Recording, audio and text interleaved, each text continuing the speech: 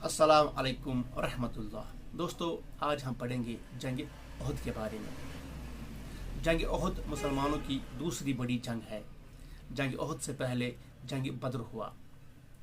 जंग बद्र में काफिरों के 70 आदमियों को कत्ल किया गया, जिनमें बड़े बड़े सरदारों का नाम शामिल है, जिन्हें बद्र के मैदान में कत्ल किया गया। इसी वजह से मक्का के काफिरों को बहुत गुस्सा था। गुस्से की कोई हद नहीं थी। हर कोई शख्स बदले की आग में जल रहा था। हर कोई शख्स मुसलमानों से जंग करने के लिए तैयार था।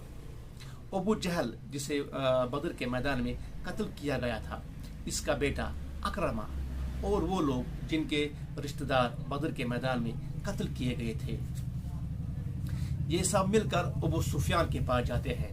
अबू सुफियान ने अभी ईमान नहीं लाया था और ये अबू सुफियान से कहते हैं कि हमें मुसलमानों से जंग करनी है, पूरी कुव्वत से और पूरी तैयारी से, और जो भी हमारे पास माल बचा है, जो भी हमारे पास पैसा है, हम वो सारा माल इस जंग में खर्च करेंगे।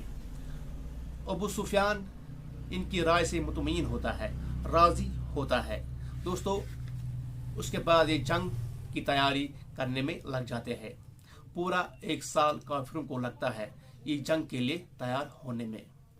अबू सुफियान काफिरों की तरफ से जंग का सरदार होता है, लीडर होता है, मगर उन्होंने अभी ईमान नहीं लाया था। दोस्तों, हिजरत का 3रा साल था, बुध का दिन था, शवाल का महीना था। कुफारों ने अपना डेरा मदीने के एक करीबी पहाड़ पे जमा लिया। उस पहाड़ का नाम है पहाड़ ओहद पहाड़। उन्होंने अपने बच्चों को भी साथ लाया था, अपने बीबियों को भी साथ लाया था। नबी अकरम सल्लल्लाहु अलैहि वसल्लम को जब कुफारों के इरादों का इल्म हुआ, नबी अकरम सल्लल्लाहु अलैहि वसल्लम ने 1000 आदमियों को लेकर शहर से बाहर निकले। अब्दुल्ला बिन उबई, जो मुनाफिकों का सरदार था, ये भी इनमें शामिल था।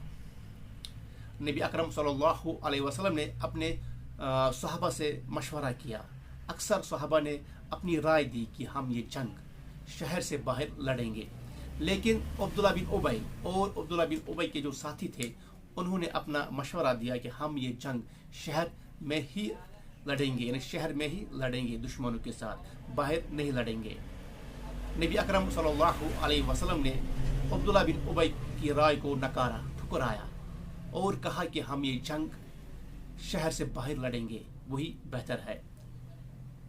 दोस्तों, उसके बाद अब्दुल्ला बिन उबई को ये बात बर्दाश्त नहीं होती है। वो नाराज़ होता है और वो वहाँ से चला जाता है और अपने 300 साथी भी साथ ले जाता है।